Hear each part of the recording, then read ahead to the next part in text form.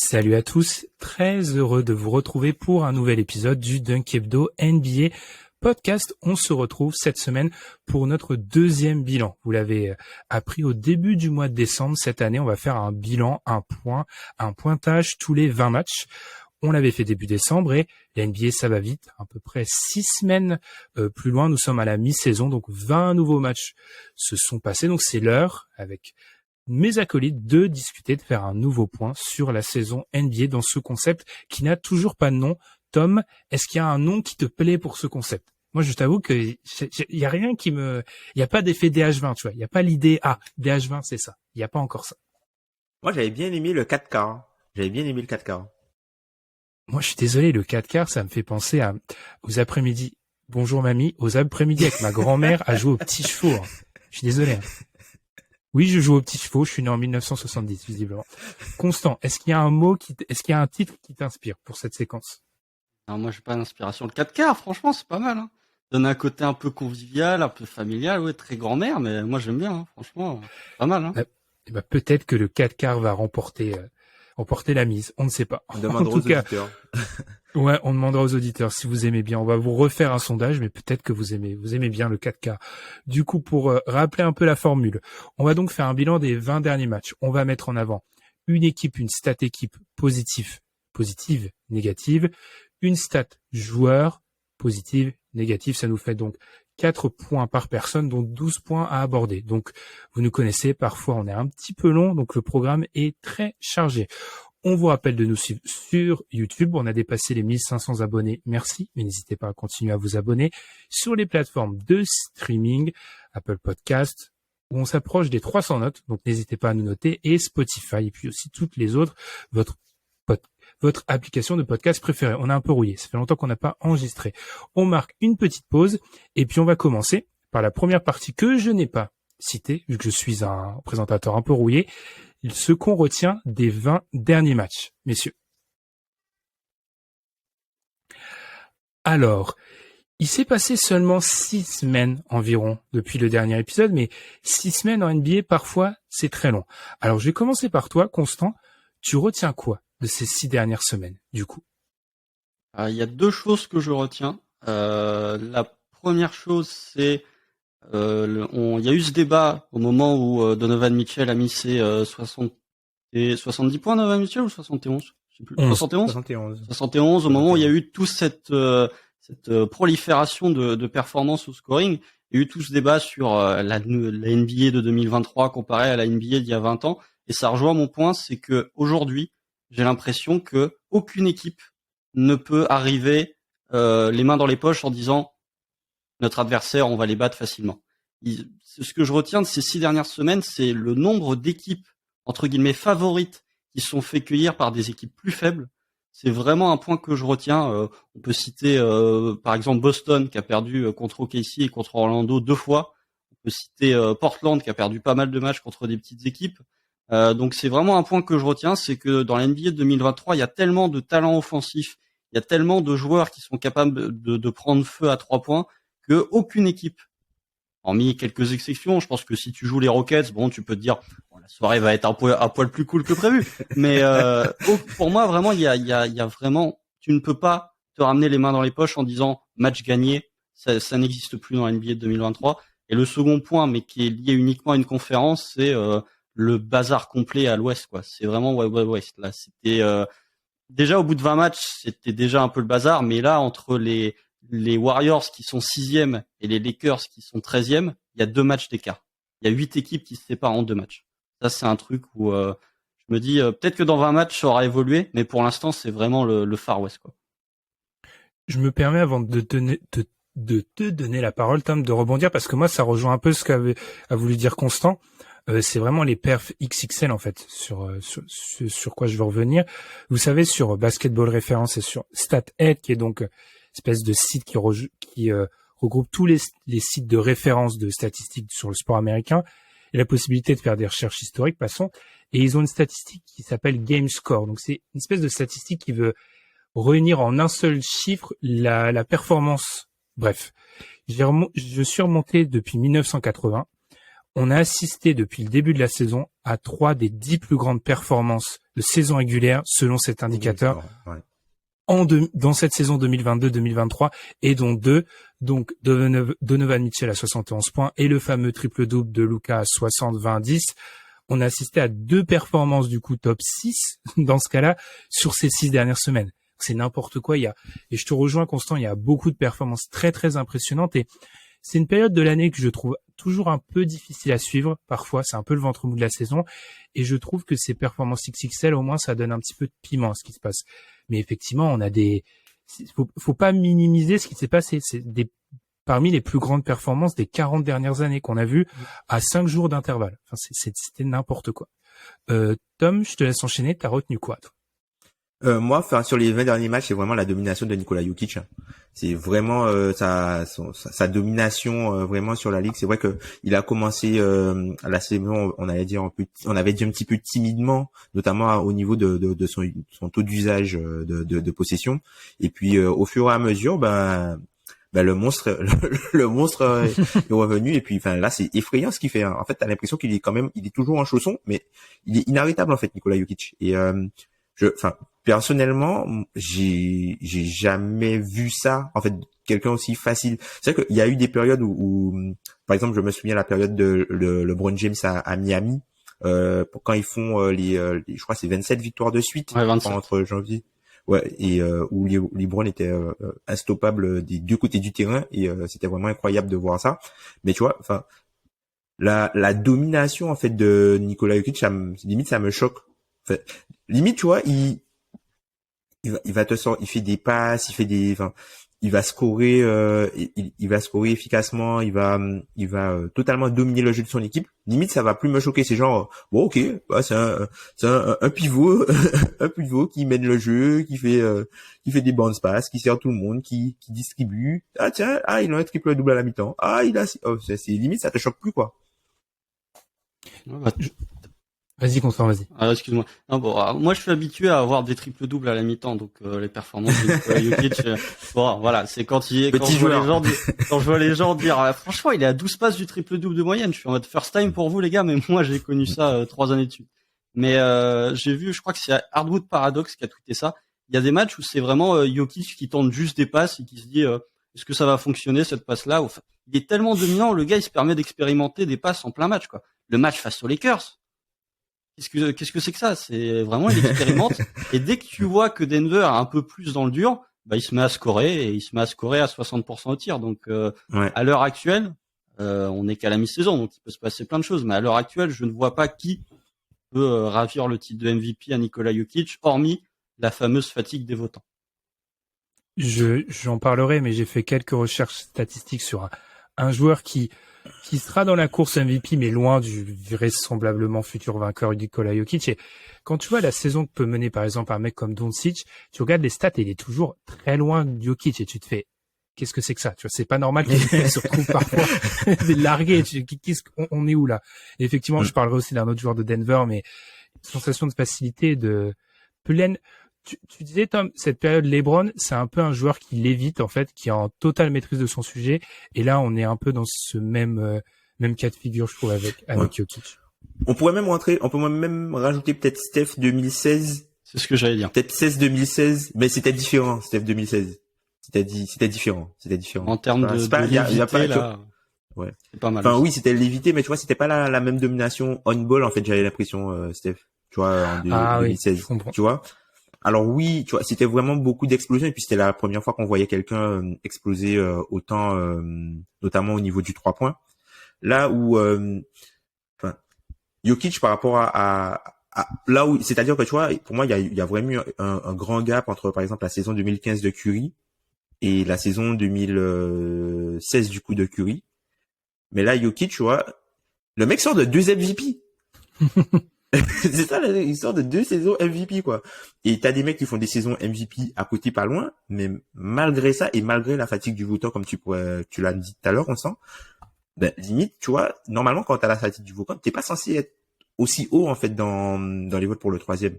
Puisque, quand tu regardes des saisons à côté de lui, tu vois, par exemple, les gars comme Embiid, Durant avant qu'il se blesse, même Doncic, ou voir Tatum, tu vois, tous ces gars-là, ils ont ils ont potentiellement le narratif qui pourrait aller avec eux. Mais malgré ça, le niveau du mec écrase le côté narratif, quoi.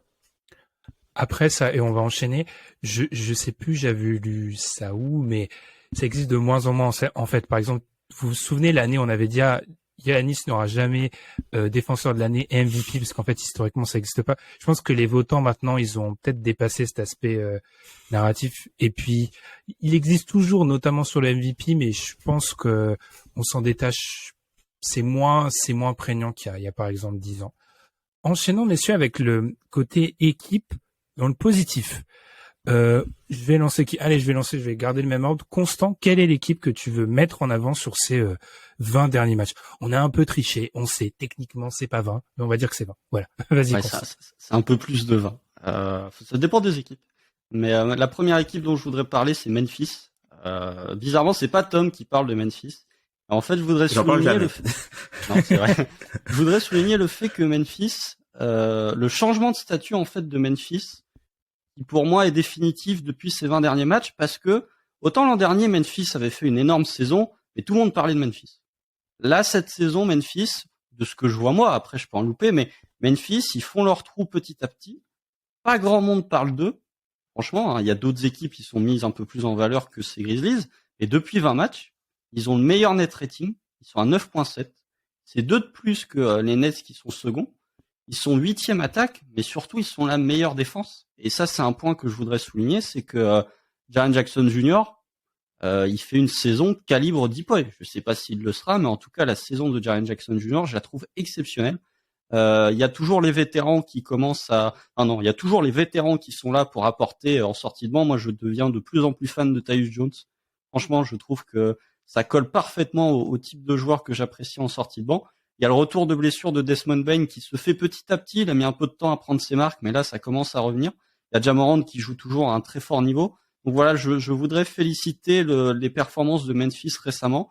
Si je pouvais donner un petit point quand même un peu négatif, c'est que j'attends quand même d'avoir un calendrier un peu plus difficile et que Memphis joue des équipes un poil plus fortes, parce que ils ont perdu contre Golden State sans Curry et ils ont perdu à Denver. J'attends de voir vraiment, parce que là franchement. Et contre OKC sans chier, tu peux le dire. J'avais oublié ça. C'est pas une grosse équipe OKC. Peut-être. Peut-être dans 60 matchs quand on sera 5e, on sera une grosse équipe. Mais pour l'instant, c'est pas le cas. Mais je veux voir Memphis face à des vrais contenders. Et notamment fin du mois de janvier, ils vont jouer Boston et 10 jours après, ils vont jouer Denver. C'est vraiment 2 confrontations que j'attends, parce que là, Memphis a vraiment trouvé son rythme. Ils ont vraiment ce statut de contender. Les gens ne sont plus surpris en fait des performances de Memphis, mais pour moi, il manque encore vraiment ce match référence. Voilà, le statement game effectivement de Memphis. Est-ce que c'est encore important en saison régulière, ça, Constant? C'est une question ouverte. Ça dépend, mais ça dépend de l'adversaire, j'ai envie de dire. Tu vois, contre Golden State, je pense que ce soit pour Golden State ou pour Memphis, c'était un match important. C'était un match où tu devais envoyer un message. Je pense que ça dépend des confrontations. Contre Denver, il n'y a pas le passif en playoff qui fait que ça peut être un match important. C'est juste le premier et le deuxième de la conférence Ouest qui vont jouer. Mais contre certains adversaires, ouais, effectivement, contre les Warriors, pour moi, c'était un match important. Et contre Boston, on a vu les déclarations de Ja Morant où il disait que il y avait Boston qui était la seule équipe qui l'effrayait. Pour moi, ce sont des matchs importants, et malgré tous les paramètres qui peuvent influer sur une bonne ou une mauvaise performance, tous les paramètres de la saison régulière, jouer et être bon face à d'autres contenders, ça reste quand même important pour moi. Non, c'est intéressant, parce que je pense un peu à la saison dernière, on avait beaucoup parlé des Warriors Suns, qui en fait se sont jamais matérialisés parce qu'une des deux équipes avait perdu avant. Tom, je te laisse réagir du coup Memphis, et puis je te laisse enchaîner sur ton équipe à mettre en avant. Assez d'accord avec Constant sur ce qu'il a dit, notamment par rapport au calendrier. C'était l'une des raisons qui faisait que, notamment par rapport aux projections de début de saison, que j'étais un petit peu plus haut que ce qu'on pouvait voir sur les over-under, tout simplement parce que la première partie de saison était plutôt facile. Et même au retour de Jaren Jackson Jr., il s'était prévu qu'il revienne un petit peu plus tôt. La grosse surprise, ça a été du coup l'intégration des joueurs qui l'ont remplacé, notamment David Roddy et Santi Aldama, qui ont bien tenu leur rang, et aussi le changement de statut pour moi de Desmond Bane, qui est pour moi l'un des meilleurs shooters de la NBA cette saison. Limite, il y a les Splash Brothers et lui, quoi. Enfin, pour moi en tout cas, parce que c'est vraiment exceptionnel ce qu'il arrive à faire. Et globalement, pour revenir au niveau défensif de Jaren Jackson Jr., c'est vraiment quelque chose d'incroyable ce qu'il arrive à produire. Et surtout, changement par rapport à l'année dernière. On le voyait essentiellement dans le rôle de roamer l'année dernière où il était du coup un peu à la Rob Williams. Il était mis sur le joueur le moins dangereux adverse pour pouvoir flotter et être un peu en freelance en défense et contrer tout ce qui, enfin pas de contrer, mais gêner tout ce qui arrive en périphérie. Et là, cette saison, il y a des essais qui sont faits sur lui on ball, notamment on a vu face à Orlando et face à Banchero, il a tenu Banchero seul, sans avoir quelqu'un à le faire. Donc et on voit que Tyler Jenkins arrive bien à mixer en fait les couvertures où de tantôt ça va être Dillon Brooks qui va être sur le meilleur défenseur, le meilleur attaquant adverse, notamment par exemple par rapport à Zion, par rapport à pour les joueurs les plus puissants en fait, il va utiliser Dillon Brooks pour les mettre dessus et Jaren Jackson en roamer. Et quand c'est un joueur qui est puissant mais qui a de l'envergure et de la taille, il va plus utiliser Jaren Jackson et il a pas peur en fait de le faire prendre des fautes. Donc ça c'est quelque chose qui est aussi intéressant. Et puis notamment par rapport au fait que Jaren Jackson, ça c'est quelque chose que j'ai entendu dans pas mal de podcasts qui parlaient de lui, notamment au niveau des fautes. C'est vrai que c'est accentué par rapport au fait qu'il prend des fautes dans des confrontations et des matchs nationaux. Tu vois, par exemple, contre les Warriors, il a pris des fautes tôt. Mais sinon, au niveau des fautes, c'est plus bas que l'an dernier. Et les raisons pour lesquelles il ne joue pas beaucoup cette saison, c'est le retour de blessure, il y a le management. Donc, du coup, il a pas d'énormes minutes. 2, il a un backup qui est vraiment très intéressant à la personne de Santi Aldama. Et 3, Memphis fait beaucoup de blowout, donc il a pas à jouer beaucoup. C'est ça, en fait, qui baisse son temps de jeu. Donc voilà pour Memphis. Mais je suis assez d'accord avec Constant sur la notion de victoire statement, notamment aussi par rapport au fait que même quand tu regardes le classement de la conférence Ouest, je pense que les équipes qui sont pour l'instant à partir de la 4e place, elles ont pas peur de Memphis. Ce sont les équipes qui c'est l'équipe dont peut-être avec les Pelicans, c'est l'équipe dont ils auront le moins peur, je pense. Par rapport au passif et à la jeunesse. Ah, Constant hésite. Je vais me permettre de présenter mon équipe pour éviter que Tom soit à court de salive à un moment. Je vais présenter mon équipe après, je te laisserai enchaîner Tom du coup. Moi, je vais parler. Alors, c'est assez drôle parce qu'on a reçu des messages cette semaine. Ah, peut-être un message sur Twitter, un message, enfin je sais plus, enfin on a reçu des messages, les gars, parlez des Knicks et tout, j'ai hâte de voir ce que vous allez dire des Knicks. Et moi je vous avoue que ça m'a un petit peu ému parce qu'on voit bien que les fans des Knicks, je faisais la comparaison à Constant en off, c'est vraiment un peu comme des, vous voyez l'élève qui a bien fait son travail d'habitude, qui fait pas vraiment bien son travail et maîtresse, j'ai bien réussi, oui Arthur, t'as bien réussi, je te donne 10. Donc voilà, donc les Knicks, félicitations, parce que sur cette séquence dont parlait Constant là sur ces 20 derniers matchs, du coup, sur lesquels on juge, 3e attaque, 3e défense, 3e net rating selon Cleaning de Glace. Alors effectivement, comme Memphis, sur cette période-là, Memphis a joué 3 équipes du top 10 au niveau du net rating. Les Knicks en ont joué 3, Brooklyn en a joué 3. C'est pas un hasard qu'on retrouve ces équipes-là très haut. Au bout d'un moment, la confrontation était pas très haute. Je tiens à souligner que pendant cette période, Miami en a joué 2 et a perdu 2 fois. Donc, bref. Je laisse ça maintenant, je sais que Miami sera abordé. Par rapport aux Knicks, moi en fait j'aimerais bien qu'on redonne un peu de crédit à Thibodeau. Il y a eu cette période et ça coïncide plus ou moins avec ce qui a été la période sur laquelle on juge actuellement. Il est à début décembre complètement changé les rotations et le fait est que ça marche depuis. Il a uniquement intégré des joueurs qui savent défendre. Alors je sais que de ce côté-là de l'Atlantique, sachant que ça a évincé Evan Fournier, il y a eu beaucoup de critiques. Le fait est que les résultats sur le terrain donnent raison à Thibodeau. Défensivement, on retrouve un peu cet ADN qu'on avait pendant la période Covid, la saison Covid, où les Knicks sont très forts défensivement. Moi, je vois un vrai avantage à avoir Mitchell Robinson qui fait un vrai travail défensif et aussi Julius Randle n'est pas un bon défenseur, mais le fait est que dans une NBA où très souvent, à côté des pivots, on est des joueurs sous-dimensionnés, avoir un joueur capable d'aider avec la dimension physique de Randle, ça effraie beaucoup d'attaquants. Et en fait, cette dimension-là, je trouve qu'elle se retrouve en attaque où, mais parfois, il détruit les mecs en face, en fait. Julius Randle, bully ball, et cette espèce de alors c'est très beau le spacing offensif, mais quand tu te prends Julius Randle face à ton petit 4 en face, eh ben ça apporte quelques problèmes, et je trouve que justement, Randle, c'est plus efficace. Il tire plus près du panier et ça c'est l'apport, on va en parler, de Jalen Brunson. Et globalement, j'ai l'impression de revoir parfois, et statistiquement ça se voit, le Julius Randle de l'année au Pélican. Oui, vous avez oublié qu'il avait joué au Pélican. Mais oui, chers auditeurs, il avait joué au Pélican. Et le fait est que c'était le meilleur meneur avec qui il avait joué, Jrue Holiday, et on retrouve un peu de ça parfois. Je retrouve un peu de ce Randle à cette époque-là. Les jeunes, Quentin Grimes justifie le fait de ne pas avoir été échangé contre Kevin Durant, peut-être, visiblement, vu qu'il joue bien. Non, Donovan Mitchell. Contre Donovan Mitchell, pardon. Parce que Kevin Durant, bon, ça aurait été un peu plus difficile à justifier. Donc, en tout cas, c'est une équipe, il y a une identité, et moi, j'aimerais juste dire que, tel le Phoenix, encore une fois, Thibodeau, il renaît. Donc, je trouve cette équipe. Alors oui, ils vont pas se qualifier pour les playoffs directement, je pense. Mais je pense que c'est une équipe play-in qui pourrait y aller en playoffs. J'ai beaucoup parlé, je vous laisse enchaîner, les gars. Il commence à avoir un peu de marge au classement de la conférence Est, hein, les Knicks. En fait, j'ai peur que ils ont un momentum, mais ils étaient vraiment sur une partie de leur calendrier ultra accessible. Donc j'ai un peu peur pour la suite.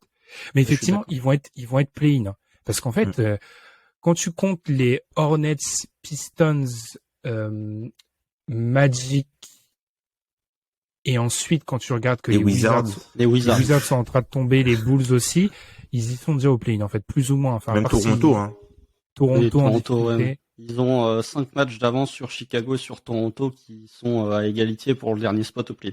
Finalement, ils n'ont pas tant d'avance que ça sur Miami et sur Indiana, même si Indiana, avec la blessure d'Haliburton, va peut-être commencer à perdre des matchs. Quand tu vois un peu le contexte, ils y sont, quoi. Et franchement, ça, on l'aurait pas parié. Donc, félicitations à eux, tout simplement. Ouais, c'est vrai que Thibodeau, c'est vrai qu'on peut lui donner un peu de crédit, notamment quand il a réarrangé ses rotations. Et puis le truc avec les Knicks, c'est que c'est une équipe qui a pas mal de jeunes joueurs, et tu vois, c'est le cas avec Memphis et peut-être aussi OKC. Quand tu as beaucoup de jeunes joueurs dans ton effectif, il suffit pas de grand chose en fait pour passer un step. Il suffit que 1, 2 ou 3 de ces joueurs-là passent un nouveau palier. Et là, même si tu enlèves, alors ok, Julius Randle, il fait une super saison, et puis Jalen Brunson est une superbe addition, mais quand tu vois par exemple la saison de Quickley, qui a pas mal progressé, qui est peut-être un des meilleurs backups aussi de l'NBA, hein, cette année, un meilleur backup meneur de l'NBA. D'ailleurs, il a même starté quelques matchs et ça a plutôt réussi. T'as Quentin Grimes qui était pas dans l'équation la saison dernière et qui s'impose comme un two-way player solide, hein, qui est l'un des. On parlait de Dillon Brooks tout à l'heure, mais c'est par exemple, je pense que c'est un joueur qui a la totale confiance de Thibodeau, puisque il arrive à l'utiliser souvent sur les meilleurs joueurs adverses, quelle que soit la taille, hein, et ça c'est du crédit à lui donner, qu'on connaît l'importance qu'accorde Thibodeau à la défense. Et même RJ Barrett qui est un peu mieux que l'an dernier, je trouve, hein. RJ Barrett qui est un peu mieux de l'an dernier, quand c'est coup-ci coup-ça, mais tu vois, sur les un peu décevant.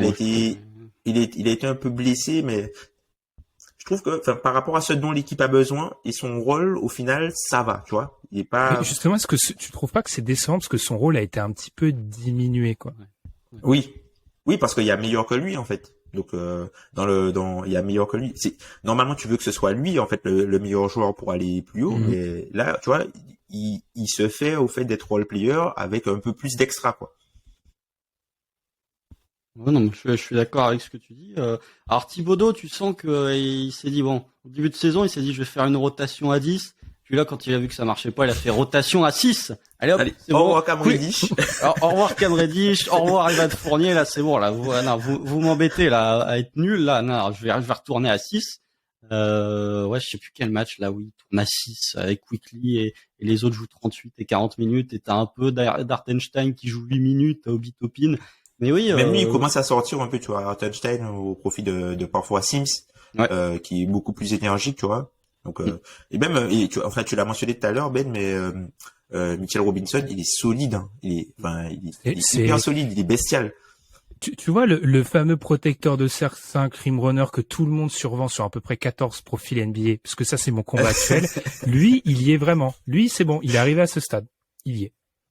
Ben parle tellement des pivots protecteurs de cercle qu'il me fait additionner toutes les stats au lancer des pivots allés en finale ces 10 dernières années. C'est pour vous dire à quel point il donne l'exploitation. Il parle des pivots. Mais non, mais pour les Knicks, franchement, non, mais moi, bravo à Thibodeau qui était quand même pas loin quand il y a eu des players meetings dans Utah, qui était quand même vraiment sur la sellette. et qui a su redonner de l'énergie à ce groupe.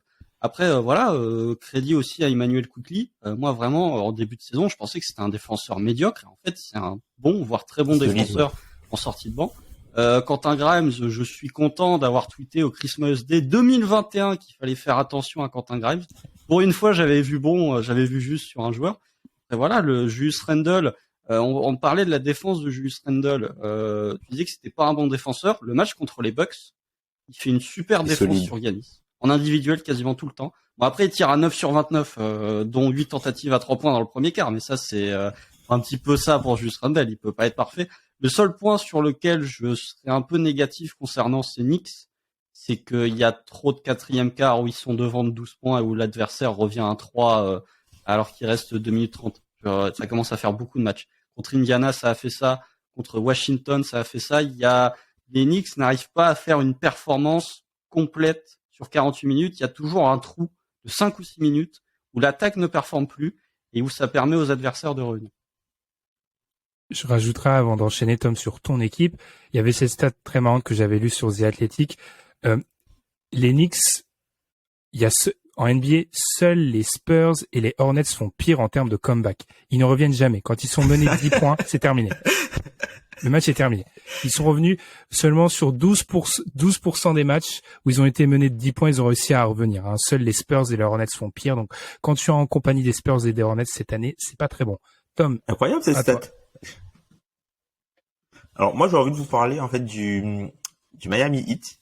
Puisque c'est une équipe qui, sur la première vingtaine de matchs, qui avait pas mal de soucis de joueurs in and out et tout ça.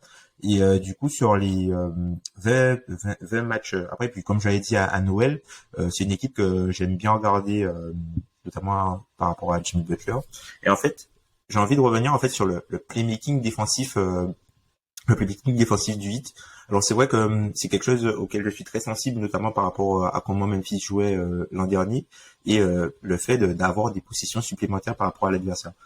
Et on sait que Miami, l'an dernier, c'était une très forte équipe en attaque, notamment grâce au tir à 3 points, que cette année, c'est pas le cas. Mais défensivement, l'activité défensive, alors c'est vrai que c'est une équipe qui fait beaucoup de zones, mais l'activité défensive, et notamment si tu prends par exemple Oladipo, tu prends Jimmy Butler, même Gabe Vincent, les gars sont vraiment incroyables sur tout ce qui est déflexion et puis tout ce qui est interception. Et j'avais envie de saluer ça. Et c'est quelque chose qui m'a fait marquer dans les matchs. Et en allant regarder les stats, sur les 20 derniers matchs, ils sont premiers en fait en termes de steals et de quand même d'une dizaine, d'une bonne dizaine. Donc c'est quand même à surligner. Oui, c'est les charges aussi. Le Heat provoque énormément de charges. Aussi. Ça, c'est pas nouveau. Globalement, quand t'as Kyle Lowry dans ton effectif, tu vas provoquer des charges. Mais non, mais le Heat en fait, c'est. J'ai vu la stat passer parce qu'ils ont joué au KC cette semaine. Plus de 1000 possessions cette saison du Heat ont été des zones. Je crois que c'est 500 de plus que le second qui est soit Toronto, soit Portland. En tout cas, c'est le top 3 des équipes qui ont joué le plus de zones. Effectivement, ils arrivent à avoir ces possessions supplémentaires qui ne sont même pas des tirs tentés pour l'adversaire, avec les interceptions, avec les charges, ça les aide grandement. Ça vient pallier quand même une attaque qui est ok, là il y a beaucoup d'absents, mais l'adresse à 3 points a quand même chuté. Je crois qu'ils sont avant-dernier en pourcentage de réussite à 3 points. La ligue, si je ne dis pas de bêtises.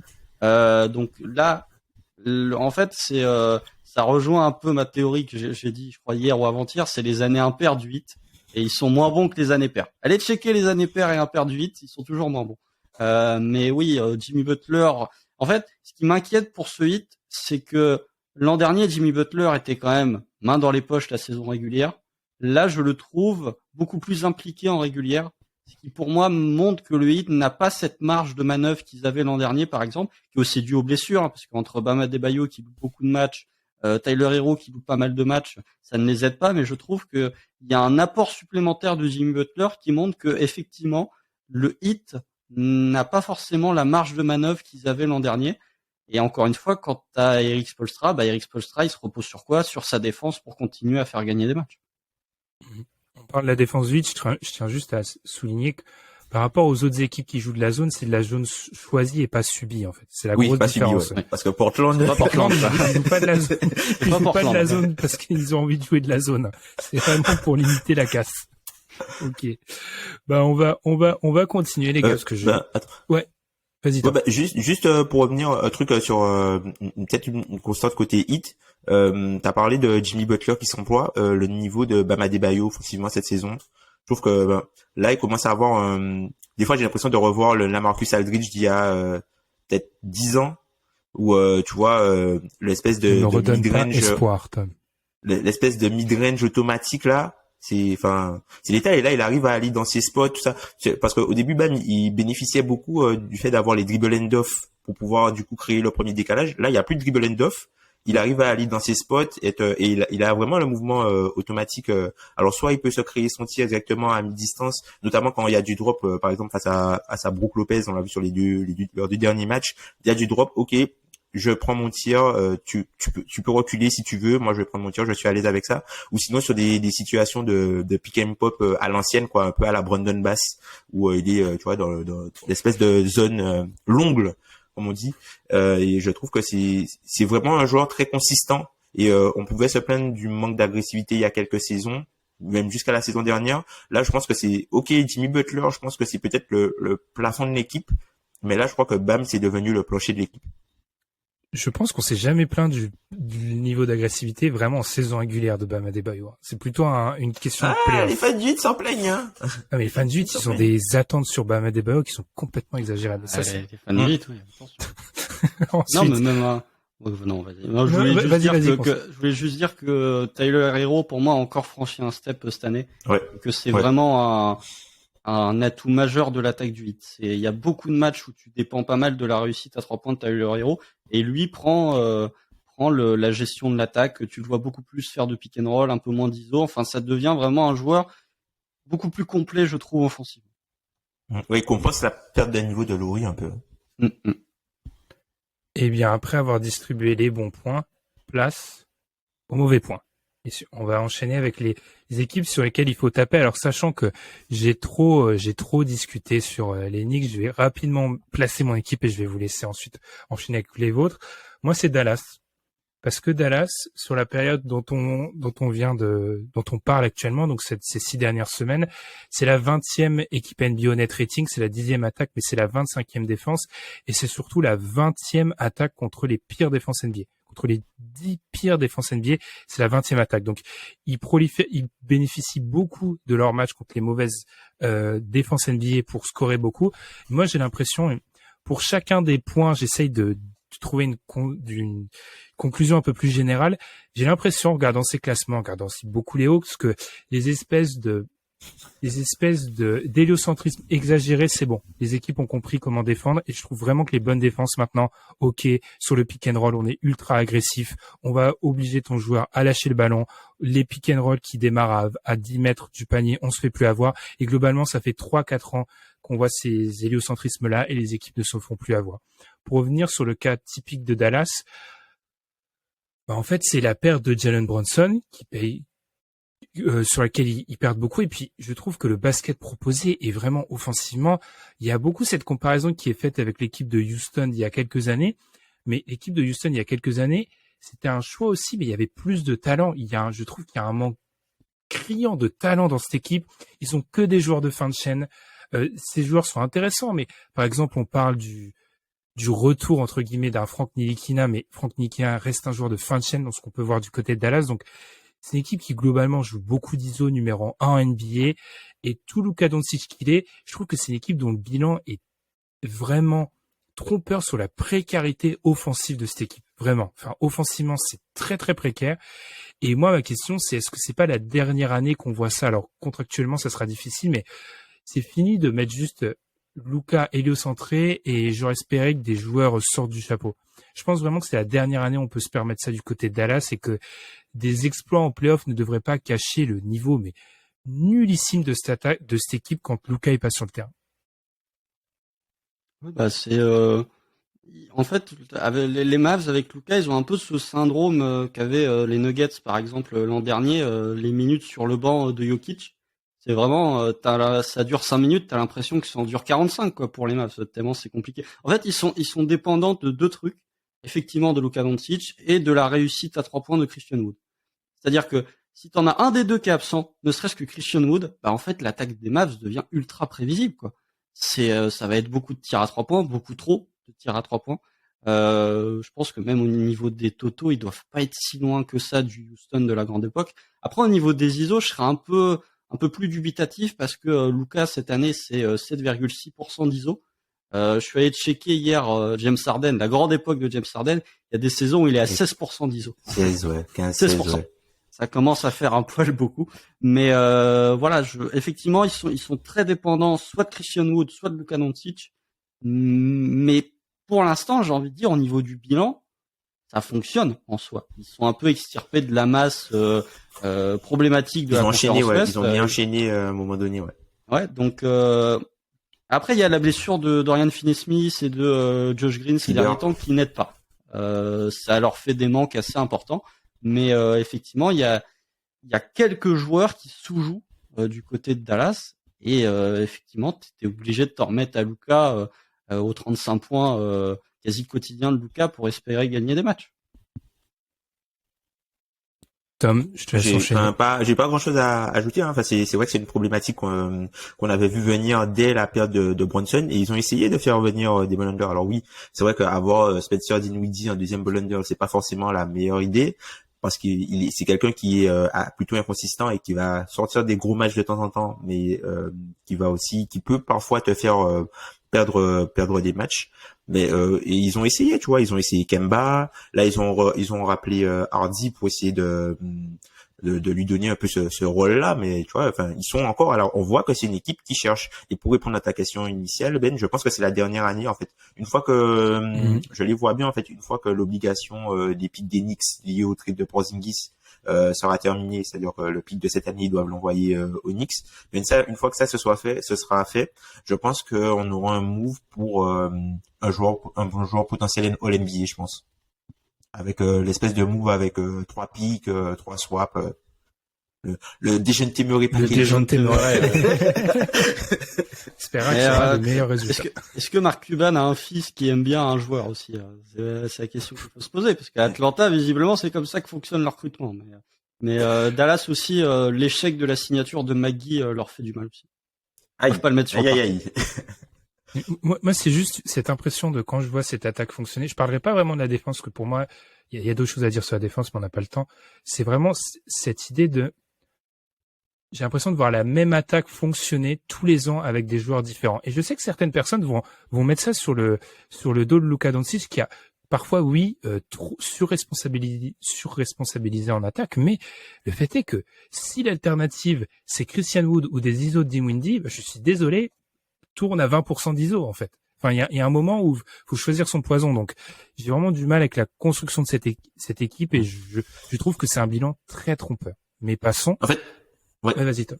En fait, j'ai la sensation en fait que Dallas c'est une équipe qui peut pas se permettre d'être équilibrée en fait. Je pense que limite, peut-être qu'ils gagneraient à faire all offense, tu vois. Ouais. Limite à faire ça, hein, limite à faire de l'outscoring et mettre des shooters qui mettent dedans et utiliser Luka avec Christian Wood plus souvent, quoi. Peut-être qu'ils gagneraient à faire ça. Mais tu sais que très bien que si tu as un combo Luka, Christian Wood et t'as aussi Tim Hardaway sur le terrain, ben ça va être beaucoup plus compliqué pour défendre, quoi. Donc du coup, est-ce que ça vaut pas plus le coup quand tu as ces trois gars-là de mettre Bertans pour vraiment ouvrir le terrain plutôt que quelqu'un qui met pas de shoot, quoi.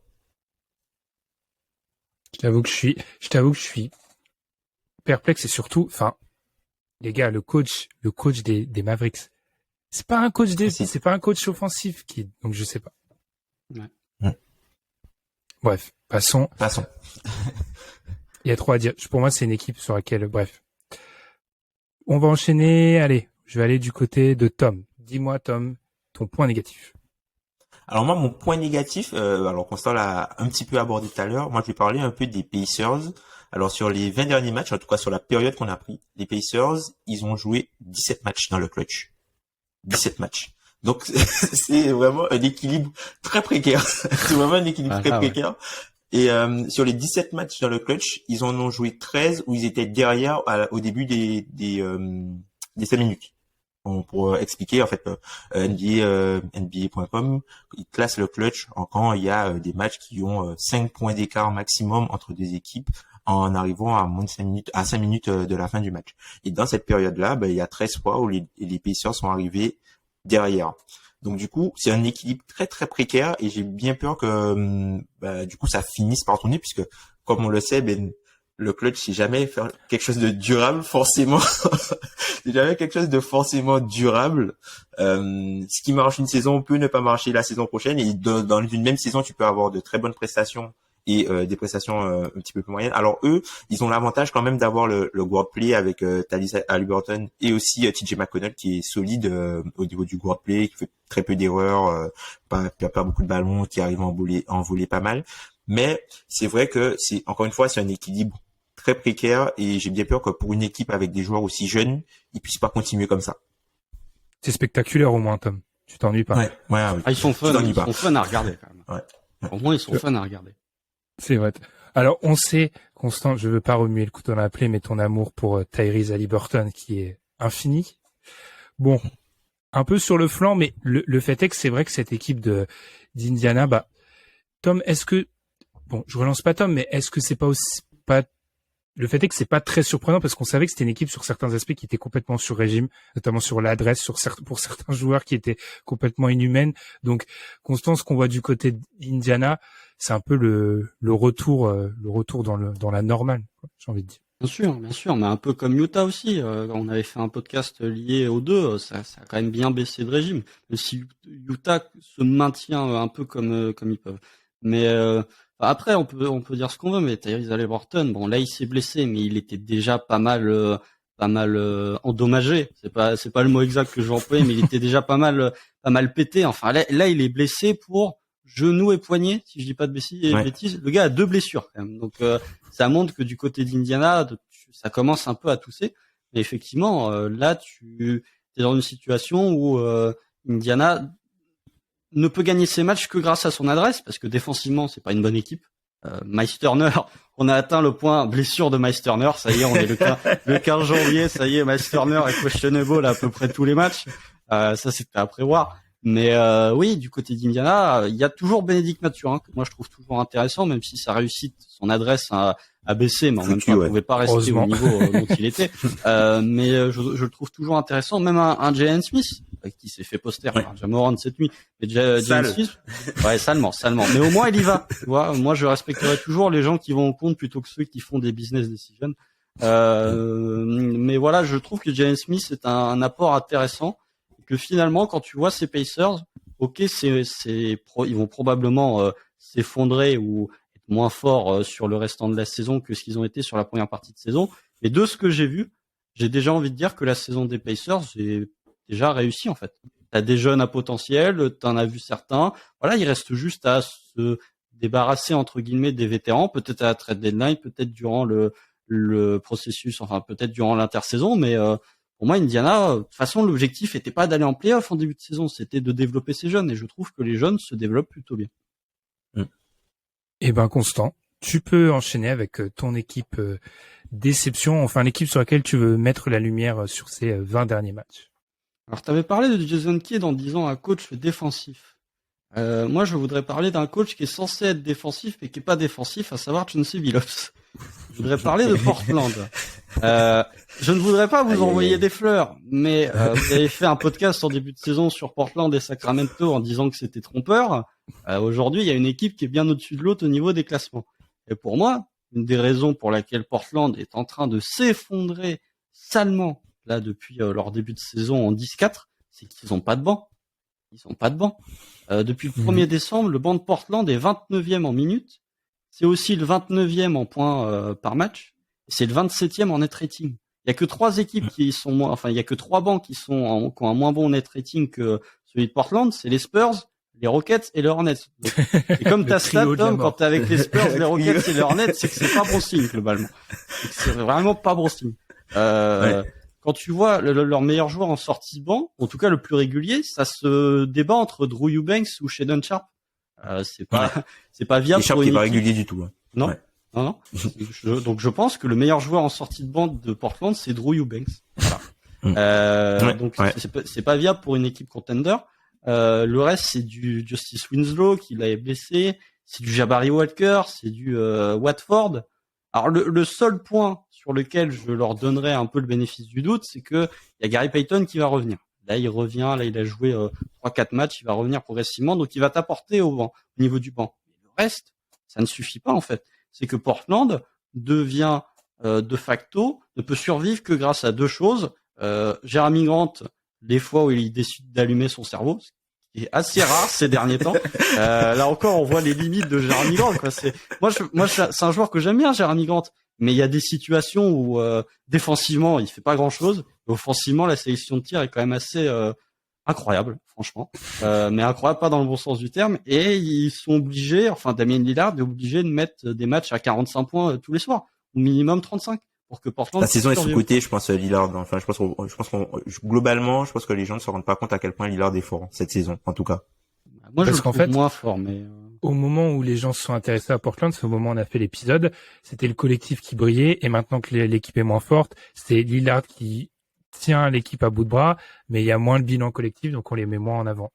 Honnêtement, c'est vrai que Constant, je veux pas nous envoyer des fleurs, mais on avait identifié quelques petits problèmes quand même chez Portland. Genre, Jeremy Grant, je maintiens ma théorie, il va prendre un paquet de thunes cet été, mais c'est quand même pas le mec, c'est pas la meilleure deuxième option de la NBA comme ça l'était pendant genre 2 semaines à un moment. C'est pas possible. Non, c'est ça. Et puis la défense, la défense, on avait dit, les adversaires, on allait pas continuer à mal shooter face à la défense de zone. La zone, tu t'y habitues. Et puis voilà, tu commences à te faire ouvrir par des doubles écrans dans ta zone. Il y a pénétration, kick out, tu vois, tu prends des 3 points. Et puis c'est une équipe qui, malheureusement pour elle, il manque de polyvalence, il manque trop de polyvalence défensive. Donc on verra avec le retour tu vois, s'ils peuvent avoir des line-up solides avec par exemple du Winslow et du Payton Jr., ils pourront peut-être trouver un peu de polyvalence, mais sinon avec ce qu'ils ont, le matos qu'ils ont, ils vont pas effrayer grand monde, Enfin, je trouve qu'on met une pression de ouf sur Payton. Ça fait depuis le début de la saison, on parle de son retour et on a l'impression qu'il va changer tu vois, on est tous d'accord que un extérieur tout exceptionnel qui soit défensivement, il va pas rechanger le destin défensif des Blazers en fait. C'est le théorème Lonzo Ball, quoi. Ouais. C'est justifier une mauvaise défense par l'absence d'un joueur. C'est même pas un joueur qui était là l'an dernier, c'est une addition d'off-season, Gary Payton Jr. Donc c'est ça le problème. Mais oui, Nurkic, là il commence à shooter à 3 points. Moi j'aimerais bien qu'il se mette un peu à défendre aussi, Nurkic, à un moment. Quoi. Mais tu vois, il shoot à 3 points, mais les équipes n'ont aucun respect pour le shoot à 3 points de Nurkic, tu vois. Clairement, il le laisse grand ouvert surtout. On le laisse grand ouvert. Vas-y, tiens mon gars. Je préfère largement te faire défoncer par un 3 points de Yusuf Nurkic que de te prendre le pick and roll Lillard Nurkic où t'as Lillard qui va pull up juste après l'écran. Ouais, avoir Nurkic largement au large. Eh bien, je suis en train de me dire, c'est équilibré. On a plus d'Ouest dans le négatif que d'Est. On avait plus d'Est dans le positif. Comme quoi, c'est une année bizarre pour l'Ouest. C'est vraiment une année, je trouve. On a la mi-saison, on a beaucoup de mal à juger un peu de qui se situe. Les forces en présence, les forces en présence. Ici dans la course au 6e spot, donc c'est normal, le 15 janvier, c'est normal que ce soit une année bizarre à l'Ouest. Eh bien, on va peut-être continuer les gars avec les trophées individuels, les joueurs qu'on a envie de mettre en avant. Et je vais te lancer toi, Constant, en premier parce que tu as parlé d'un joueur. Je n'en ai volontairement pas beaucoup parlé dans ma présentation des Knicks parce que justement, je savais que tu allais le mettre en avant. C'est Jalen Brunson. Bien sûr. Jalen Brunson. Là sur les 20 derniers matchs, 23 points, 3 rebonds, plus de 6 passes, 45% au tir, 47% à 3 points pour plus de quasiment 5 tentatives. Moi, je trouve que Jalen Brunson, pas forcément ici, mais on s'est quand même beaucoup moqué des Knicks pour le contrat de Jalen Brunson. Force est de constater que cette saison, c'est probablement le meilleur joueur des Knicks. C'est le 3e joueur qui a mis le plus de points dans le clutch en total. Il est à 55% au tir. C'est des pourcentages vraiment exceptionnels. Il y a que De'Aaron Fox qui fait mieux en pourcentage de réussite. 72, 63, Fox c'est pas mal. Mais Jalen Brunson, en fait, moi vraiment, il m'a fait me taire parce que j'avais énormément de critiques concernant Jalen Brunson et en fait, il fait beaucoup de choses très intéressantes. Déjà, j'ai l'impression qu'il loupe jamais un mid-range. C'est bête à dire, mais il a une efficacité énorme sur le mid-range. Justement, ça permet à ces Knicks, pas forcément les meilleurs shooters à 3 points, mais de quand même rester une menace dans le jeu intermédiaire. Et oui, clutch, leadership. Quand il y a des absents, il n'hésite pas à prendre le lead. Là, il enchaîne les matchs à plus de 30 points. Je crois que cette saison, il a plus de matchs à 30 points que sur le restant de sa carrière. Ça montre qu'il y a vraiment une évolution au scoring. Je trouve que sa relation avec Julius Randle, ça aide bien, même avec Mitchell Robinson. Je trouve que Mitchell Robinson bénéficie grandement de l'arrivée de Jalen Brunson au playmaking. D'un meneur. Oui, d'un meneur. Mais d'un meneur qui ne s'appelle pas Elfrid Payton ou qui s'appelle pas Kemba Walker, d'un vrai meneur, quoi, qui sait organiser le jeu en attaque. Donc oui, je voudrais vraiment donner un coup de chapeau à Jalen Brunson parce que les Knicks pour l'instant sont hors du play-in, sont qualifiés directement en play-off et tu vas prendre les All-Stars. Globalement, si tu prends All-Star des Knicks, tu prends Jalen Brunson. Donc ouais, entre le clutch, la réussite à 3 points, le leadership, je suis obligé de dire du bien de Jalen Brunson. Pas grand chose à rajouter, juste à chaque fois que je vois les Knicks, je me fais, mais c'était quand la dernière fois qu'il y avait un meneur de ce niveau-là, en fait? Parce que c'est vraiment la première chose, parce que quand tu vois les Knicks, et je faisais la blague, mais Mitchell Robinson, ou un mec comme Julius Randle, hein, ils ont jamais vraiment eu, surtout Julius Randle, si tu penses à la période Lakers, ils ont jamais eu juste un général sur le terrain. C'est le joueur qui touche le plus la balle du côté des Knicks. La saison dernière, c'était Julius Randle, et tu vois que ça change globalement les choses, et il y a une espèce de sérénité pour une équipe qui joue lentement, en fait. Donc, en fait, en plus, c'est beaucoup de pression sur Brunson, parce que tu sais que la plupart des possessions se jouent sur demi-terrain pratiquement arrêté, sans trop de spacing, et il justifie son contrat, et bravo, et félicitations aux Knicks d'avoir cette fois-ci, de pas avoir tenté les étoiles, mais se dire, ok, on va prendre un joueur, on sait, il est bon, calibré, ça sera un bon meneur, et ça porte ses fruits. Clairement, Brunson, très très fort joueur. Et puis juste pour revenir un peu sur la dynamique avec Mitchell Robinson, l'avantage que je trouve que Brunson il a, c'est que en fait quand il pénètre dans la raquette, il est toujours en contrôle. Tu vois, tu parlais de sa capacité à réussir des mid-range, mais en fait il est toujours sur ses appuis, c'est-à-dire que il va jamais faire un espèce de wild shot pied opposé. Là, c'est vraiment, tu vois, limite il va faire un spin sur lui-même pour être sûr d'être, tu vois, de sauter limite à 2 pieds pour assurer son jump shot. Et en fait, le fait que lui, il soit toujours en contrôle, ça met toujours la pression sur l'aide. Et vu que comment il s'appelle, Robinson est souvent caché un peu dans le dunker spot, le fait que l'aide sorte sur Brunson parce que il est dangereux dans la zone du flotteur, même s'il manque, ça laisse en fait de l'espace à Robinson pour pouvoir claquer les rebonds offensifs à chaque fois. Donc c'est vrai que c'est une vraie dynamique, un vrai two-man game qui se voit au niveau du pick and roll, mais qui se voit aussi dans la façon dont, dans la façon dont l'un peut bénéficier à l'autre. C'est un joueur qui bénéficie. On parlait beaucoup de ses arrières et même de la raquette défensive. Alors, sur du basket de playoff, je pense que ça peut être rédhibitoire, mais sur de la saison régulière, malgré sa petite taille et ses limites défensives, ça a pas vraiment d'impact sur les Knicks, donc c'est super intéressant. Tom, ton joueur à mettre en avant? Alors moi, j'ai envie de mettre en avant un joueur qui est souvent oublié. C'est un joueur qui a coûté 2 tours de draft à Utah dans son transfert pour Rudy Gobert. C'est Jaden McDaniels. Jaden McDaniels, que on n'en parle pas beaucoup, notamment on parle souvent de la progression cette saison de Anthony Edwards, mais je trouve que McDaniels il fait très fort. Et puis sur les 20 derniers matchs, alors c'est vrai que on connaissait déjà le niveau défensif et on s'attend à voir un peu plus offensif. On sait que, à sa draft, il était un peu dépeint comme une espèce de version light de Brandon Ingram avec des capacités offensives notamment très limitées, sur très limitées, mais tu vois la longueur et des flashs de handball skills, quoi, des flashs de compétences pour se créer son propre tir. Et en fait sur les 20 derniers matchs, c'est quelqu'un qui est à 60% de FG, il tire à quasiment 42% à 3 points. Il est à 72% de réussite au cercle, et il y a pas que des cuts, il y a vraiment des choses où il va chercher des lay-ups, il finit après le contact, il a des Eurostep, il a des choses comme ça. Et c'est pas encore un shooter fiable, puisque on voit que les équipes le laissent shooter. C'est souvent le joueur qui est one pass away, c'est-à-dire que quand le décalage se fait, il est tout de suite là pour bénéficier du décalage et pour artiller, parce que il shoot pas quand il y a un gros contest, mais il shoot quand même. Il refuse pas les tirs, on va dire. Il refuse pas les tirs. Et du coup, je trouve que cumulé à son playmaking défensif, ça donne vraiment un joueur qui est très intéressant à l'aile à avoir. Et on parle beaucoup du fait que, tu vois, D'Angelo Russell, c'est pas le meneur qu'il faut à cette équipe. mais limite, je serais plus tenté de voir, par exemple, Anthony Edwards à la main, avec le combo, du coup, Kyle Anderson et Jaden McDaniels au 2 et au 3, et à l'intérieur, leur fameux deux gros intérieurs. Je pense que ça fait plus de sens, en tout cas pour finir les matchs. Je sais que c'est un joueur que t'aimes bien. Tu nous avais parlé, Jalen McDaniel, donc qu'est-ce que t'en penses?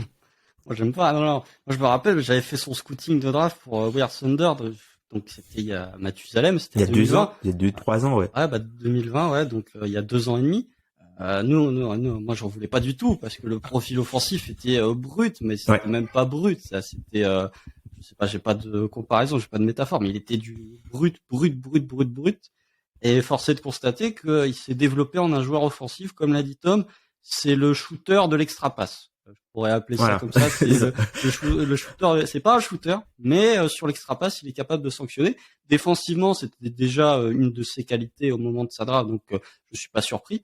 C'est bien. Je trouve que aux côtés d'Anthony Edwards et avec une raquette constituée de Rudy Gobert, de Karl Anthony Towns, qu'on n'a quasiment pas vu à cause de la blessure de Kat, c'est l'ailier pour moi qu'il te faut dans cet effectif. Parce que polyvalence défensive, parce que capacité athlétique, il est capable de défendre sur des vrais bons ailiers, c'est pas un 2 décalé en 3, c'est un vrai poste 3. Après, finir les matchs avec Anthony Edwards meneur, moi ça me pose problème personnellement, mais oui, effectivement, il y a la progression d'Anthony S'il y a Kyle Anderson à côté, ça va.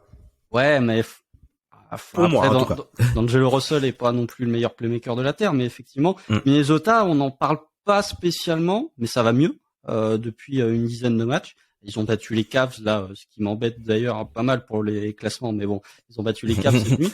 Et je trouve que effectivement, défensivement, même Anthony Edwards a progressé. Je pense que il y a un souffle qui est emmené par Rudy Gobert, mais aussi par McDaniels, qui force un peu les autres à se mettre au niveau de ces deux garçons.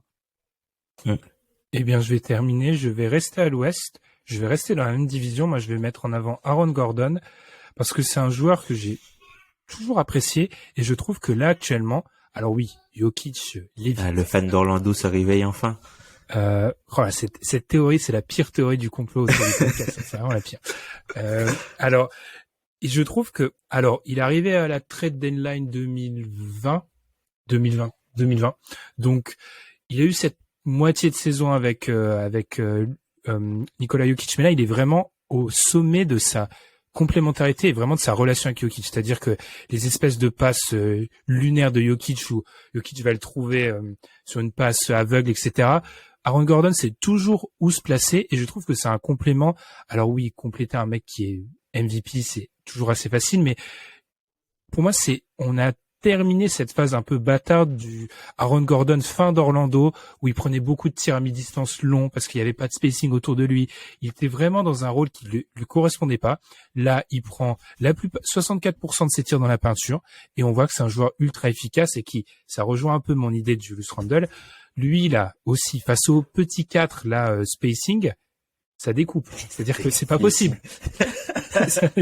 C'est-à-dire qu'il domine physiquement et défensivement, il a toujours cette polyvalence-là qui fait que pour moi, c'est vraiment le sparring partner parfait pour un Nikola Jokic. Et j'aime aussi le fait que, parfois, alors, Jamal Murray le fait un peu, mais Aaron Gordon a cette capacité à parfois faire quelques passes et il y a quelques pick and roll que j'ai vu du côté de Denver où c'est lui le porteur de balle, c'est Jokic qui va du coup poser l'écran et là encore une fois, bonne chance pour le petit 4 en face qui soit se prend l'autobus Aaron Gordon, soit qui doit défendre Nikola Jokic au poste. Donc c'est vraiment un joueur que je trouve qui a trouvé son rôle, qui est sur un contrat qui est assez intéressant et qui, si Denver réussit aussi bien en ce moment, oui, c'est parce que Nikola Jokic et cette équipe globalement est à nouveau en bonne santé, mais je trouve qu'il faut pas minimiser le rôle d'Aaron Gordon, qui est un joueur à 63% d'efficient field goal percentage, donc qui est ultra efficace et qui sera important pour Denver, qui est un contender, je pense. Et c'est un joueur qui sera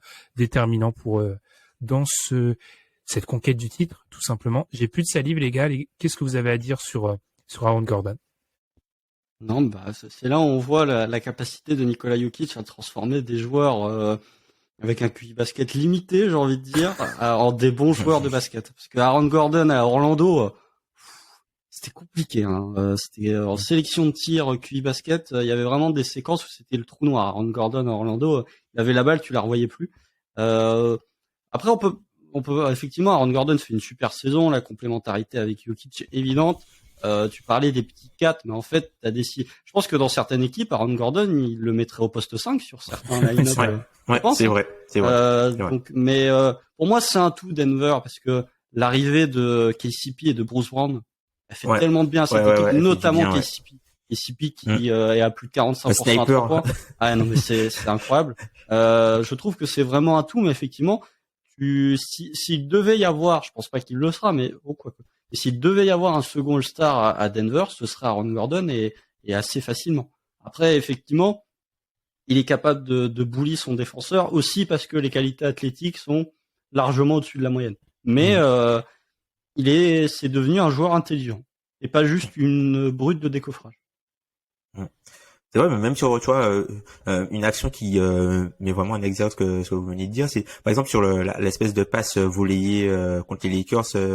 Oui, c'est contre les Lakers, la passe à Aaron Gordon dans le coin où il venait pour poser l'écran, il remontait tranquillement pour poser l'écran, il se prend une passe boulet de canon qu'il arrive à choper.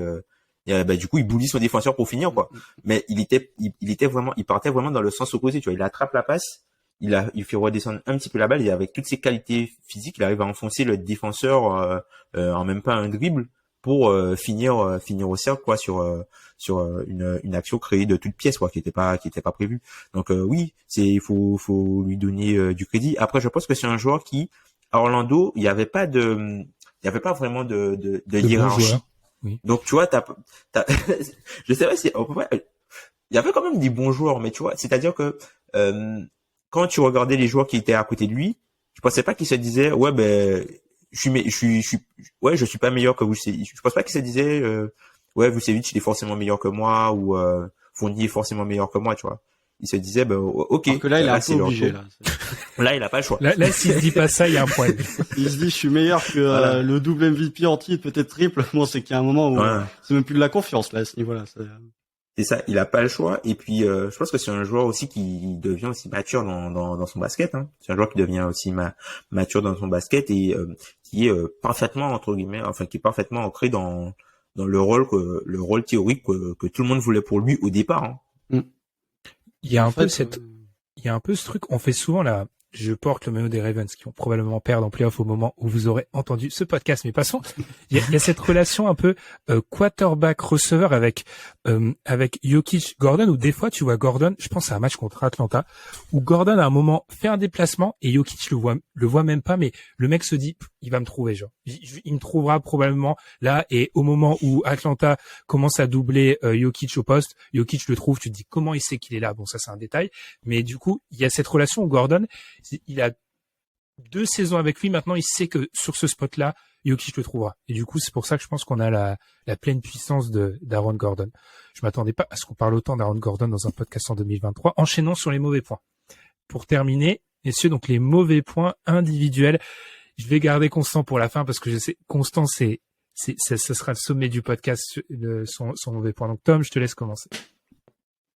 Alors moi, c'est Chris Paul.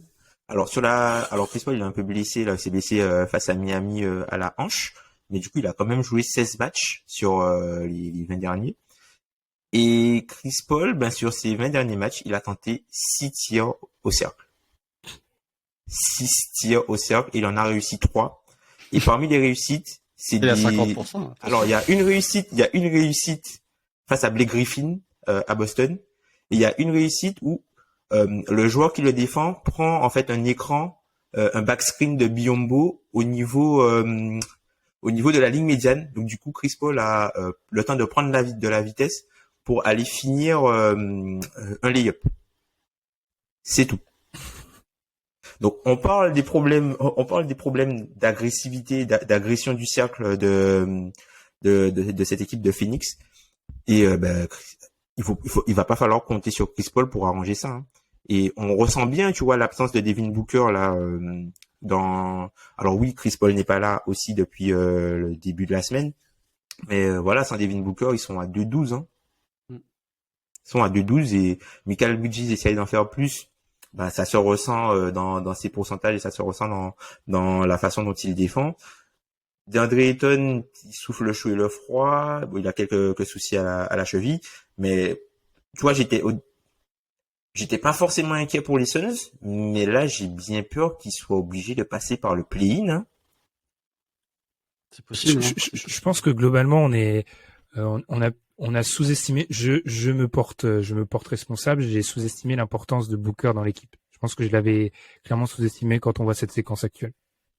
T'as aussi l'absence de Jay Crowder qui n'aide pas. Hein. Parce que là, oui aussi. Peut-être qu'ils vont réussir à les changer, mais pour l'instant, t'as un joueur qui a débuté tous tes matchs l'an dernier que tu n'as pas remplacé. Et vraiment, tu n'as pas remplacé. Et Cameron Johnson aussi a loupé des matchs, alors que lui, il pourrait apporter, alors pas d'agressivité au cercle, hein, Cameron Johnson, attention, interdit. Mais il pourra apporter un peu en attaque. DeAndre Ayton, je vois les fans des Suns dire qu'il a progressé. Je fais, ah bon. Il y a des bonnes perfs, hein, mais pour moi, DeAndre Ayton a toujours les mêmes problèmes que DeAndre Ayton, c'est que il joue pas comme un joueur de sa taille, il utilise pas assez sa taille pour bully ses adversaires, etc., etc.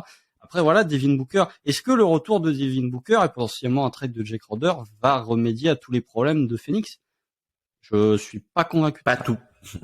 Pas convaincu. Il aura toujours le même âge, en fait. Et ça, l'agressivité au cercle de Chris Paul, c'est un truc dont on avait déjà parlé en finale NBA contre les Bucks, c'était il y a 2 ans.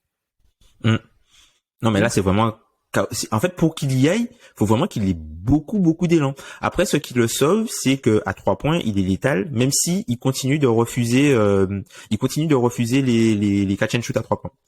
C'est quelque chose, alors, il les met mais il les refuse, tu vois, il a besoin de son rythme.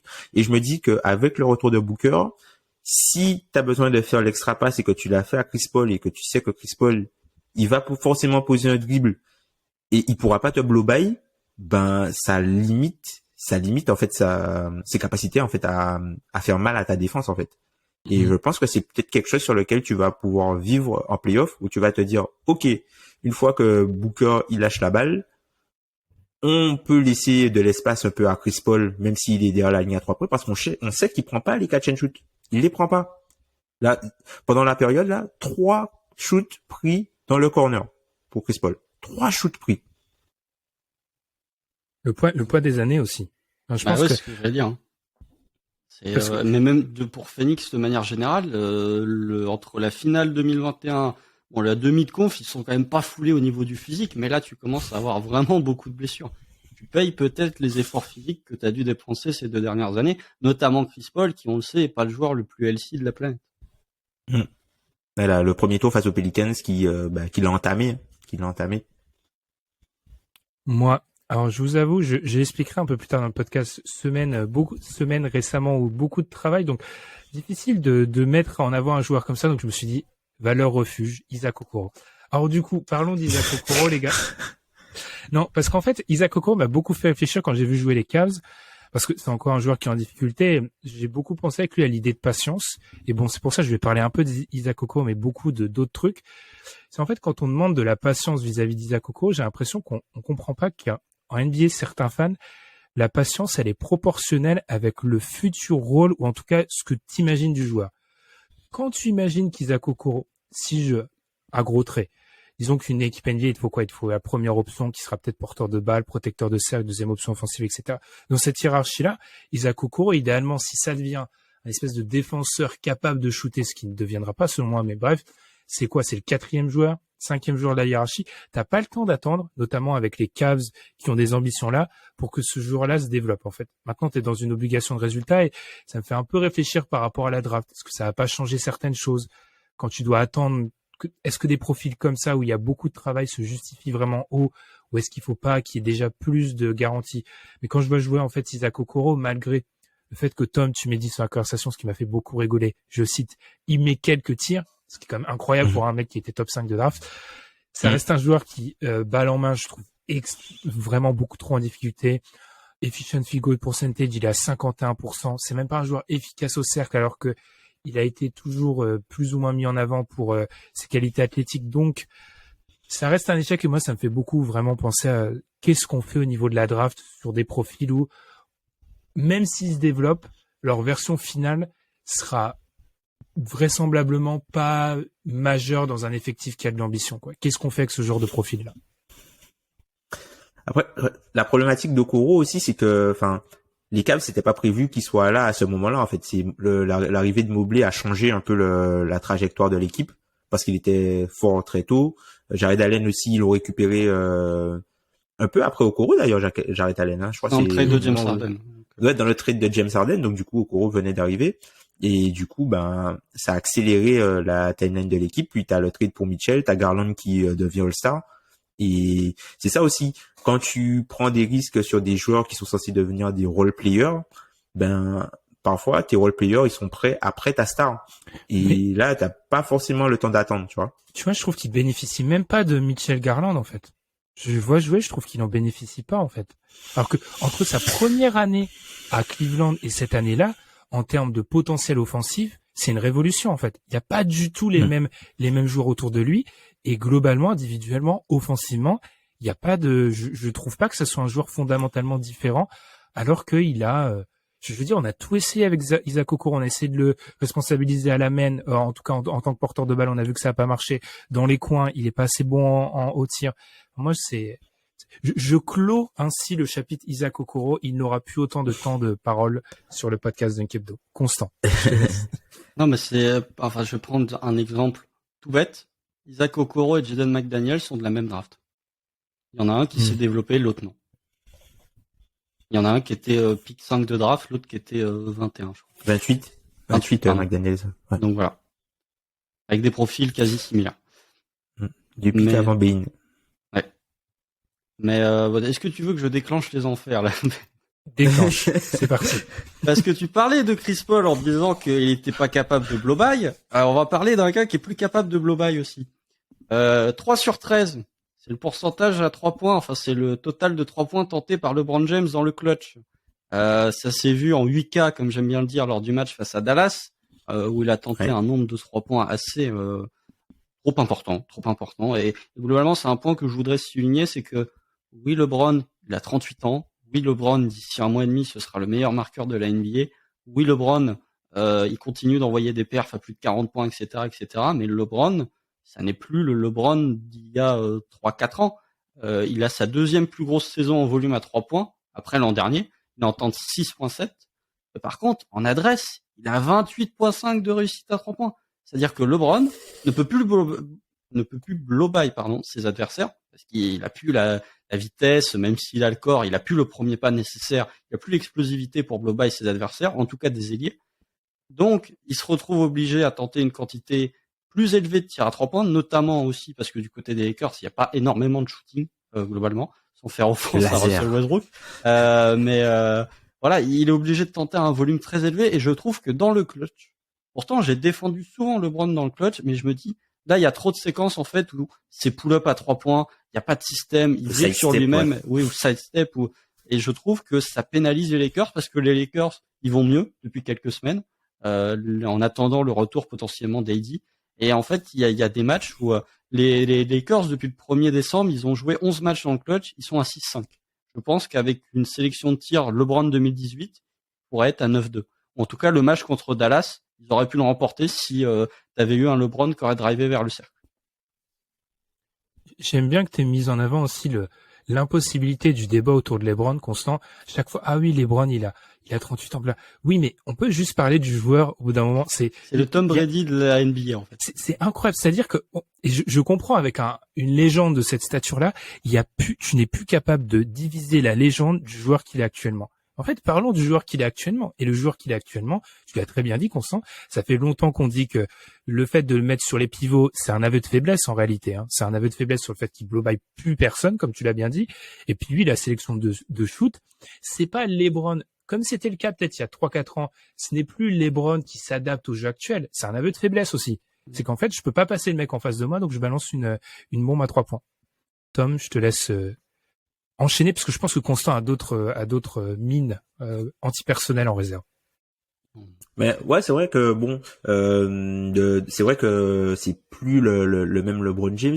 Mais après, les Lakers pour l'instant, en tout cas par rapport à ce qui était annoncé au moment où Eddie se blesse, ils sont quand même un peu revenus dans la course. où tu peux te dire qu'ils peuvent potentiellement tenter un move, alors peut-être pas avec leur 2 tours de draft, mais avec peut-être un. Et putain, par exemple, t'as le retour de Schroeder qui a fait un peu de bien quand même pour enlever Nunn de l'équation. T'as Westbrook en sortie de banc qui fait des perfs quand même de temps en temps. Attention, hein.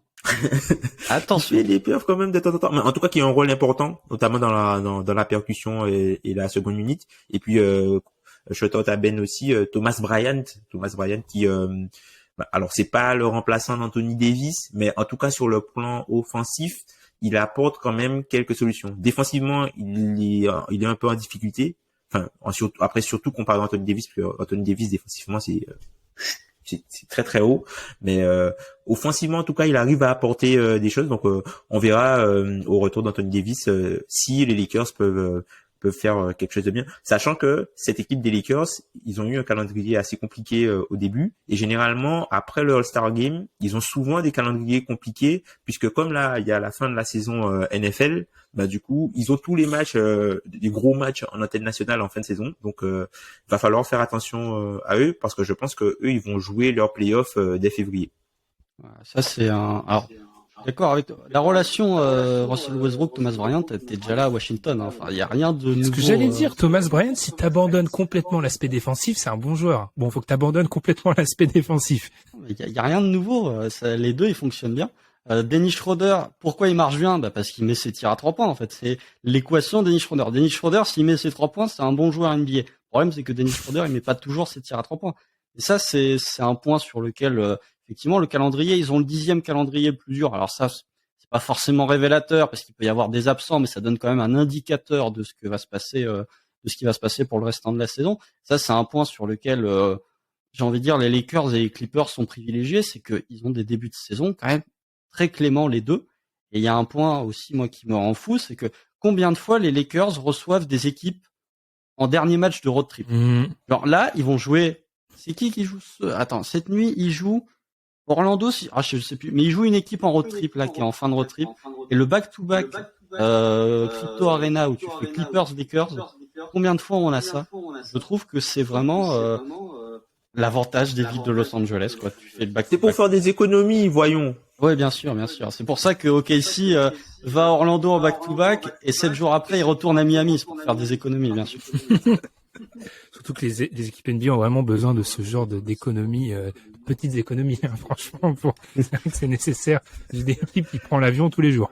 Effectivement. Surtout que passer ta nuit à Los Angeles avec ton effectif pour jouer l'autre équipe juste derrière, c'est jamais bon signe. De toute façon, passer la nuit à Los Angeles ou à Miami, globalement, les premiers quarts, généralement, des équipes qui vont à Los Angeles ou à Miami, ils sont souvent un peu rouillés. Ils sont difficiles, ouais. Surtout t'as une équipe de jeunes et tout. Les mecs, ils habitent à Orlando d'habitude. Je peux te dire que pour eux, c'est les vacances. Ok. Ah, c'est Philly ce soir. Philly ce soir en back-to-back. Voilà, Philly. Après avoir joué Utah en altitude. Philly en plus avec James Harden. Ah bah là, James Harden, il passe de Utah à Los Angeles. Je t'explique même pas. Là, je peux te dire que le premier quart, il risque d'être vraiment violent.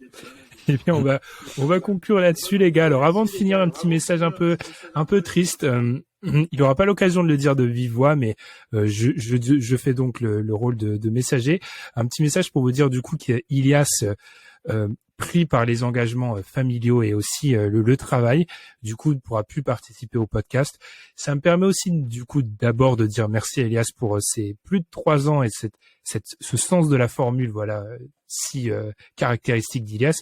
Puis ça me permet aussi de par cette même occasion de montrer que vraiment pour les participants du podcast, c'est beaucoup de sacrifices. Enfin, ça fait du coup des week-ends qui sont un peu sacrifiés. Donc, effectivement, Ilias avait a la chance à sa famille, a aussi le travail qui lui demande beaucoup d'investissement et du coup, par respect pour le podcast, a préféré arrêter plutôt que de devoir venir et pas être préparé, etc. Donc, je te remercie, Ilias. Bon, on s'est déjà parlé, hein, mais je te remercie, Ilias, sur les ondes pour ces 3 ans, pour aussi les off qui pourront pas être sortis et qui sont aussi très très marrants, mais ça restera. Et la conversation, ouais. Moi, je rendrai hommage en disant une chose. Il n'y avait pas faute sur Donnarumma. Il y a pas aussi de Donnarumma. Faut savoir, les gars, si je vous révèle vraiment des trucs privés, c'est que quand on en a parlé, quand je lui ai fait un message audio, je lui ai dit, t'inquiète pas, je répéterai qu'il n'y avait pas faute sur Donnarumma. Je vous jure que j'ai dit ça. Donc, il y avait faute sur Donnarumma. En tout cas, on remercie Ilias. On vous remercie de votre fidélité, les auditeurs. Voilà, je devais faire le messager de ce genre de message pas toujours très agréable. Et effectivement, c'était l'occasion de rappeler que parfois c'est difficile. C'est difficile quand on a des engagements professionnels, des engagements au niveau des études, avec les conjointes.